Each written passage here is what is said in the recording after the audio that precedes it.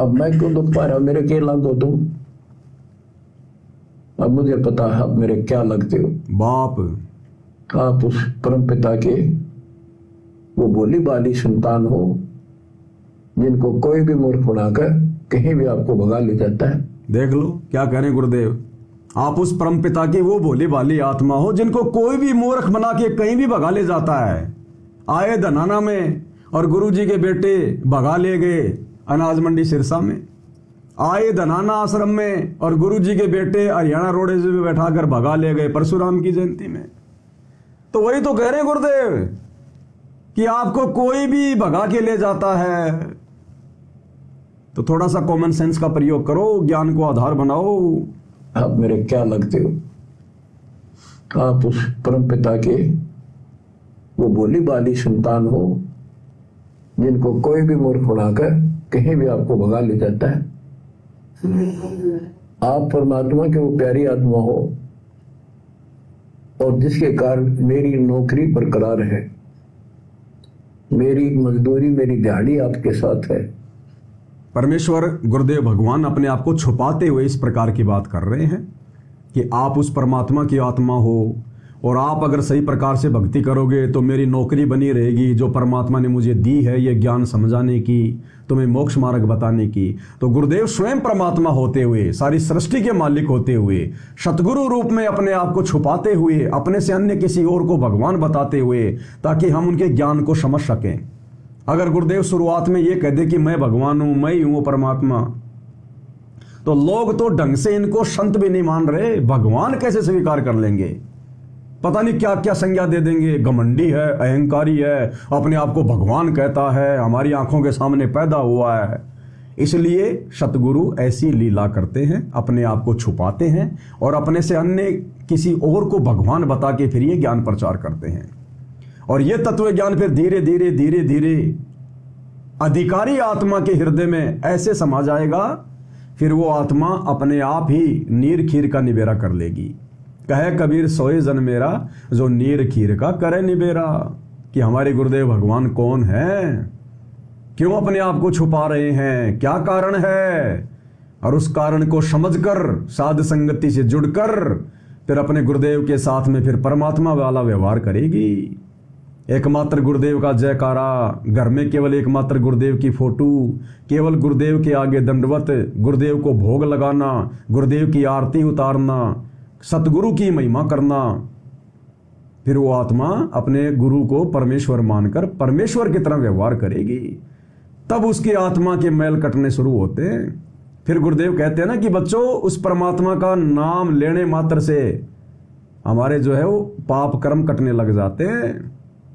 लेकिन जो परमात्मा है उसको परमात्मा मानकर अगर वो भक्ति क्रिया की जाए तो आज हम सत्सेवक भाई बहन अपने गुरु को परमेश्वर मानकर ही तो भक्ति कर रहे हैं। तभी तो आज हमें सद्बुद्धि आ रही है, हम भक्ति कर पा रहे हैं, अपनी मर्यादा बचा पा रहे हैं। अन्यथा संगत की मर्यादा बची कहाँ है? किसी की मर्यादा सुरक्षित नहीं है। क्या कह रहे हैं मालिक? आप ही मेरा जीवन हो, आप ही मेरे जीवन का उद्देश्य लक्ष्य हो चुके हो। क्योंकि मुझे ज्ञान हो गया है, मुझे परमात्मा ने यह मजदूरी सौंप दी है। कितनी बड़ी बात कह रहे हैं गुरुदेव भगवान कि आप ही मेरे जीवन हो। कौन? आप और हम आत्माएं। गुरुदेव कह रहे हैं आप ही मेरा जीवन हो, आप ही मेरे जीवन जीने का मकसद हो, आप ही मेरे सब कुछ हो। तो भाई और बहनों, कितनी बड़ी बात कही है परमात्मा ने। अब हम भक्तों ने इसको बिल्कुल एकदम विपरीत करना है, उल्टा करना है। परमेश्वर एक भगत की भूमिका भी कर रहे हैं साथ में। ये विचार आप और हम भक्तों की होने चाहिए अपने गुरु जी के प्रति। अरे आप और हमारे जैसे तो गुरु जी को लाखों हैं, करोड़ों हैं। हमसे तुमको बहुत हैं, तुमसे हमको नहीं। हम पढ़ते हैं ना वाणी में, गुरु जी तुम ना भूलियो चाहे लाख लोग मिल जाही, और हमसे तुमको बहुत है। यानी हमारे जैसे भगत तो आपके पास लाखों हैं, करोड़ों हैं जीव संसार में, पर तुमसे हमको नहीं। लेकिन आप जैसे गुरु हमें नहीं मिलेंगे। तो गुरुदेव कह रहे बच्चों तुम्हें मेरा जीवन हो, मेरे जीवन जीने का लक्ष्य हो, मेरा टारगेट हो तुम। ये आप और हम भक्तों को कह रहे हैं गुरु जी कि नालायकों तुम भक्तों ने ये भाव अपने अंदर उत्पन्न करने कि गुरु जी आप ही हमारा जीवन हो, आप ही हमारे जीवन का टारगेट हो, हमारा लक्ष्य केवल आप ही हो। हमने केवल आपको प्राप्त करना है, उस अमर लोक को प्राप्त करना है, सतलोक को प्राप्त करना है, मोक्ष प्राप्त करना है, इस काल के गंदे लोक से हमने छुटकारा प्राप्त करना है। आप और हमारे लिए अपने ऊपर लेकर गुरुदेव समझा रहे हैं। अब जब भगत का टारगेट सतगुरु हो जाएगा, सतलोक हो जाएगा, क्योंकि देखो आप और हम क्यों भक्ति कर रहे हैं? परमात्मा प्राप्ति के लिए। तो परमात्मा तो हमें मिल गया, तो भक्ति छोड़ देनी चाहिए फिर तो। जैसे एक भगत जी थे थोड़े दिन पहले जो साध संगति से जुड़े हुए हैं, लेकिन काल प्रेरणा से उन्होंने कहा कि ये तो व्यभिचारणी भक्ति हो गई। अगर आप अपने गुरु जी को भी भगवान मान रहे हो, फिर आप सतलोक की भी आप जी इच्छा कर रहे हो, तो ये तो व्यभिचारणी भक्ति हो गई। हमारा सतलोक तो हमारे गुरु जी में है। भाई और बहनों, गुरु जी में तो पूरा ब्रह्मांड समाया हुआ है। जाके अर्ध रूम पर शकल पसारा, ऐसा पूर्ण ब्रह्म हमारा। अब 650 साल पहले परमात्मा जी आए, तो परमात्मा तो सबको मिले थे, सबको दर्शन दिया करते थे। तो क्या हो गया? हमारा मोक्ष मिल गई, हमें मुक्ति। परमात्मा तो आज भी मिल गए। भाई परमात्मा प्राप्ति के लिए तो भक्ति करती है दुनिया, आप और हम भी परमात्मा प्राप्ति के लिए कर रहे हैं। तो हमें गुरुजी मिल गए ना, परमात्मा मिल गए ना, तो भक्ति छोड़ देनी चाहिए फिर कि गुरुजी तो मिल गए, ये हमारे गुरुजी परमात्मा है और परमात्मा के लिए मैं भक्ति कर रहा था, तो परमात्मा तो मेरे को मिल गए। तो उस भाई को भक्ति छोड़ देनी चाहिए क्योंकि उसको गुरुजी मिल गए। फिर तू भक्ति किस लिए कर रहा है फिर? भाई गुरुजी तेरे को मिल गए और गुरुजी के अंदर ही सतलोक है, तो भक्ति छोड़ दे, तेरे को तो गुरुजी मिल गए। ये भक्ति अंतिम समय तक करनी पड़ेगी। परमात्मा प्राप्ति का मतलब गुरुदेव ने बताया सतलोक की प्राप्ति। इस गंदे लोक से जिस दिन हमारा मोक्ष हो जाएगा और हम सतलोक में जाकर बैठा दिए जाएंगे, उसको कहते हैं परमात्मा प्राप्ति। तो ये कुविचार काल इस प्रकार से भक्तों के अंदर पैदा करेगा, साथ संगति में भी। अब लड़की की शादी होती है, उसका पति उसको लेने के लिए आ गया, फेरे हो गए और सुबह वो लड़का वापस अपने घर जाने लगे और वो लड़की मना कर देगी, नहीं नहीं नहीं नहीं नहीं, तू मेरा पति है, तू ही मेरा संसार है, तू ही मेरी दुनिया है और तू ही मेरा ससुराल है, मैं तो कहीं नहीं जाऊंगी, बस मैं तो तेरे से चिपके रहूंगी। तो वो मूर्ख लड़की है ना। अरे वो पति भी तो उसको कहीं ले जाने के लिए आया होगा, वापस अपने घर ले जाने के लिए तो आया होगा। और लड़की एक ना ना ना ना, मैं ससुराल नहीं जाऊंगी, मेरा ससुराल तो तेरे अंदर ही है। अरे तो गुरुजी भी तो हमें सतलोक से चलकर इस गंदे लोक में लेने के लिए आए हैं, सतलोक में ले जाने के लिए आए हैं ना। तो भाई और बहनों, ये छोटी छोटी जो इस प्रकार की गलतफहमी नहीं, ये काल पैदा करेगा। अब साथ संगति से जुड़कर, क्योंकि काल ने देख लिया कि ये आत्माएं छट चुकी हैं, ये साथ संगति से जुड़ी हुई हैं। अब जैसे आश्रम वाले भक्तों को आश्रम वालों के माध्यम से ही ठगा जा रहा है, आश्रम वाली संगत को आश्रम वालों के माध्यम से काल ठग रहा है। गुरुजी के बेटा बेटी भाई बंधु रिश्तेदार इन कोऑर्डिनेटरों के माध्यम से ठग रहा है। इसी प्रकार साध संगति से जुड़ी हुई आत्माओं को काल साध संगत वालों के माध्यम से ही ठगने का प्रयास करेगा। तो आप और हमने धोखा नहीं खाना जो धोखा ये आश्रमों में जाने वाली संगत खा रही है। सतलोक हमारा निज लोक है, जहां हमारे परमेश्वर भी रहते हैं। इस गंदे लोक से ले जाने के लिए आया हमें परमात्मा। अगर हम सतलोक का चिंतन मनन नहीं करेंगे, उस अमर लोक के विषय में चिंतन मनन नहीं करेंगे, वहां जाने की सोच नहीं बढ़ाएंगे, तो यहां से पीछा कैसे छूटेगा?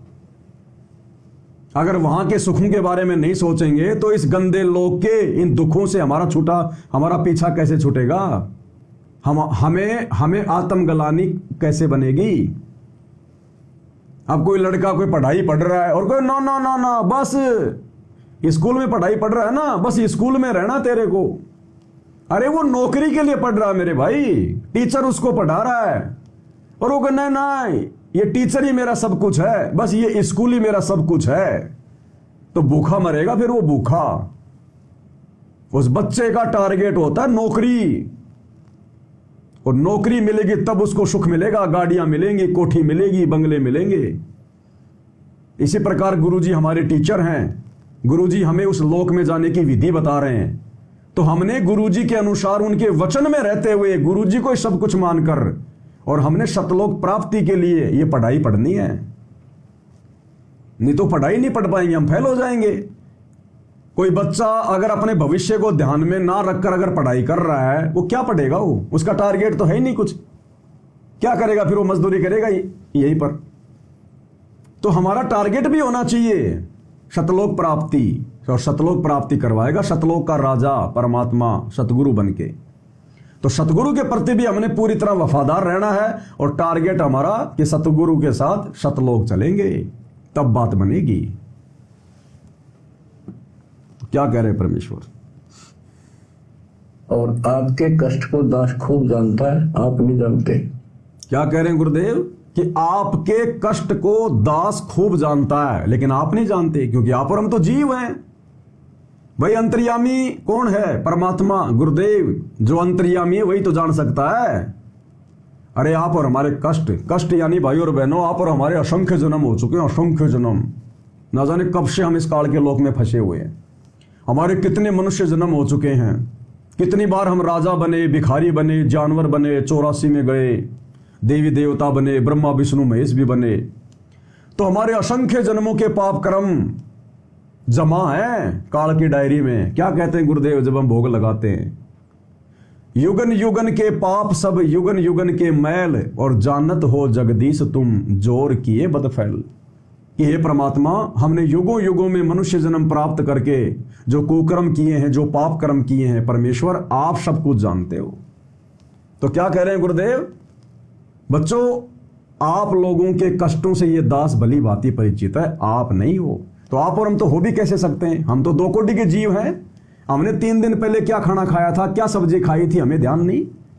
बताओ, जन्म जन्मांतरों के हमारे कष्टों से हम कैसे परिचित हो सकते हैं? कौन हो सकता है? अंतर्यामी, जानी जान, परमपिता परमेश्वर। तो गुरुदेव संकेत कर रहे हैं, समझना पड़ेगा कि बच्चों, तुम्हारे आने वाले कष्टों से, यानी तुम्हारे कष्टों से तुम परिचित नहीं हुए, दास परिचित है। तो कौन परिचित हो सकता है आत्मा के कष्टों से, संकटों से, भविष्य से? परमात्मा परमेश्वर। चीटी पायल बाजे पैर, साहिब सुनता है सब लहर। तो कौन हुए गुरुदेव भगवान? शब्दों से पकड़ो। शब्द सैन सतगुरु की पहचान है, वो पावे अटल सुहागरे। जो अपने सतगुरुदेव भगवान के इन संकेतों को जो समझेगा, वही आत्मा तो दृढ़ विश्वास करके फिर सतलोक जाएगी। कहे कबीर सुनो भाई साधो, मैं तो हूं विश्वास में। तो परमेश्वर यहां अपने आप को परमेश्वर साबित कर रहे हैं 2 शब्दों में। क्या कह रहे हैं? ज्ञान हो गया है, मुझे परमात्मा ने यह मजदूरी सौंप दी है। सुनिए। और आपके कष्ट को दास खूब जानता है, आप नहीं जानते। अब देखो कितने दिन हो गए, 1 दिन, 2 दिन, 1 साल में 365 दिन होते हैं, और 1994 से लेकर आज तक इन लोग कितने हो गए? केवल राम राम रटूं, सारा दिन ये गीत गाऊं। क्या कह रहे हैं परमात्मा? भाई और बहनों, एक एक लाइन में संदेश है। परमेश्वर कह रहे हैं 1 साल में 365 दिन होते हैं, और सन 1994 से इस भक्ति मार्ग पर मेरा केवल एक ही टारगेट रहा है, तुम लोगों को राम ही राम रटवाना, भक्ति करवाना, सत्संग सुनाना, ज्ञान देना। तो आप और हमारा क्या टारगेट हो जाना चाहिए? भाई गुरु का तो कोई स्वार्थ नहीं है, आप और हमारा तो स्वार्थ है मोक्ष, आत्म कल्याण, ये हमारा सबसे बड़ा स्वार्थ है। गुरु का तो कोई स्वार्थ नहीं है, ये तो मुक्त है, मुक्त। ये तो काल के लोक में नहीं फंसे हुए, ये तो हम फंसे हुए को निकालने के लिए आए हैं। और गुरुदेव कह रहे हैं कि मेरा एक ही टारगेट है, तुम आत्माओं से राम ही राम रटवाना। तो आप और हम आत्माओं का क्या टारगेट होना चाहिए? राम ही राम रटना। बाढ़ में जाओ ये मंत्रियों की रैलियां, बाढ़ में जाओ नकली कबीर पंथियों के ये जयंतियां। भाड़ में जाओ, ये जाट आरक्षण, गुंडों की सीबीआई जांच, झूठा भाईचारा निभाना, धर्मशाला बनवाना। हमारा एक ही टारगेट होना चाहिए, गुरुदेव भगवान के वचन पर चलते हुए अपनी भक्ति को सफल करना। और इन बकवादों के लिए गुरुदेव ने अपने भक्तों को कभी जो है ये आदेश नहीं दिया, जो आदेश आज उनकी गैर मौजूदगी में ये काल के दूत उनके परिवार वाले दे रहे हैं। तो कितनी सावधानी बरतने की जरूरत है। हमारा टारगेट क्या होना चाहिए, गुरुदेव हमें समझा रहे हैं अपने ऊपर लेकर। जब भगवान का इस गंदे लोक में यह टारगेट है, हम आत्माओं से भक्ति करवाना, और दूसरा कोई टारगेट नहीं। और बता दो कोई भी आज तक, जब से हम अपने गुरुदेव भगवान को जानते हैं, हम कौन से दिन से जानेंगे अपने गुरुदेव को? जिस दिन हमें उनसे दीक्षा प्राप्त हुई। उससे पहले तो हम नहीं जानते थे कौन संत रामपाल जी है, क्या है। तो जिस दिन से हमने उपदेश लिया है, उस दिन से हम अपने गुरुदेव को जानने लगे। और उस दिन के बाद से बता दो हमारे गुरुदेव ने कौन सी सांसारिक बकवाद की? क्या आपने या हमने कभी अपने गुरुदेव को किसी के साथ में यारी, दोस्ती, रिश्तेदारी निभाते देखा है? नहीं। क्या हमने गुरुदेव को कभी उनकी रिश्तेदारी में, शादी विवाह में, बात में, छूचक में, लेन देन में क्या कभी शामिल होते देखा है, सुना है? नहीं। क्या हमने अपने गुरुदेव भगवान का कोई मित्र हो, यार हो, दोस्त हो, या हमारे गुरुदेव भगवान कभी शिमला, ऊटी, मनाली या विदेश में, सिंगापुर में, थाईलैंड में कभी घूमने गए हों, जैसे नकली साधु संत महात्मा घूमने जाते हैं? नहीं। क्या हमारे गुरुदेव ने, जब से हम उनको जानते हैं, क्या उन्होंने कभी कोई राजनीति करी? किसी राजनेता के साथ में उनकी फोटो आपने देखी? नहीं। क्या गुरुदेव ने अपने भक्तों को ऐसा कोई आदेश दिया, या उन्होंने क्या कोई ऐसे काम किए? किसी जाटों के आरक्षण में जाकर बैठे, गुंडों की सीबीआई जांच का गुरुदेव ने समर्थन किया? या गुरुदेव ने अपने सत्संगों के अलावा अयोध्या में जाकर या और कहीं जाकर कोई भंडारा लगाया? क्या गुरुदेव ने कभी समाज के लोगों की धर्मशालाएं बनवाई? क्या किसी राजनीतिक नेता की रैली में गुरुदेव गए? क्या परशुराम जैसों की जयंती में गुरुजी गए? क्या अन्य नकली कबीर पंथियों के यहां पर गुरुदेव कबीर जयंती मनाने गए? क्या गुरुदेव ने कभी कोई खेल का स्टेडियम बनवाया? क्या? तो आप और हम क्या कर रहे हैं? गुरुदेव एक भगत का रोल करके हमें भक्ति समझाना चाह रहे हैं। अगर तुमने मुक्ति प्राप्त करनी है, भक्ति सफल करनी है, तो मेरे भगत वाले जीवन को समझ लो। ये भगत वाला जीवन गुरुदेव ने इसीलिए जी के दिखाया है, आप और हमें भगत बनाने के लिए। कीट न जाने भृंग को, यूं गुरु कर ले आप समान। जब तक हम अपने गुरुदेव के जैसे नहीं बनेंगे, तब तक हम शतलोक के योग्य नहीं बन सकते। तो अभी तक तो हम अपने गुरुदेव के बेटा बेटियों के जैसे बनते जा रहे हैं। गुरुदेव के बेटे जैसे, गुरुदेव की बेटियों के जैसे, गुरुदेव के रिश्तेदारों के जैसे, इन कोऑर्डिनेटरों के जैसे बनते जा रहे हैं हम, जो हमें काल की तरफ लेके जा रहे हैं। गुरुदेव की तरफ तो केवल उनके सत्सेवक बच्चे चल रहे हैं। गुरुदेव के जैसा योग्य सुयोग्य भगत उनके सत्सेवक बच्चे बनते हुए जा रहे हैं। इसलिए परमात्मा कहते हैं, गुरु को कीजिए दंडवत कोटि कोटि प्रणाम, और कीट न जाने भृंग को, यूं गुरु कर ले आप समान। जब हम अपने गुरुदेव के समान हो जाएंगे, गुरुदेव के समान होने का मतलब है, जो भूमिका गुरुदेव ने एक भगत की निभा के हमें दिखाई है ना, कि एक योग्य सुयोग्य भगत की क्या परिभाषा होती है, क्या उसके लक्षण होते हैं। जब तक तुम उस लाइन पर नहीं आओगे, तुम मोक्ष प्राप्ति का सपना मत देखना। इन राजनेताओं की रैलियों में धक्के खाते खाते केवल हम सुअर बन सकते हैं, हम कुत्ते बन सकते हैं। क्योंकि राजा क्या बनेगा? एक हरि की भक्ति बिन राजा गधा होए, और माटी लदे कुम्हार की घास न डाले कोई। तो जिसकी हम रैली में जा रहे हैं, जब वो गधा बनने जा रहा है, तो हम क्या बनेंगे? हम राजा बनेंगे क्या? वो ही हम बनेंगे। इसलिए परमात्मा सत्संग करते हैं, संकेत करते हैं ये, और समझना पड़ेगा सतगुरु के संकेतों को।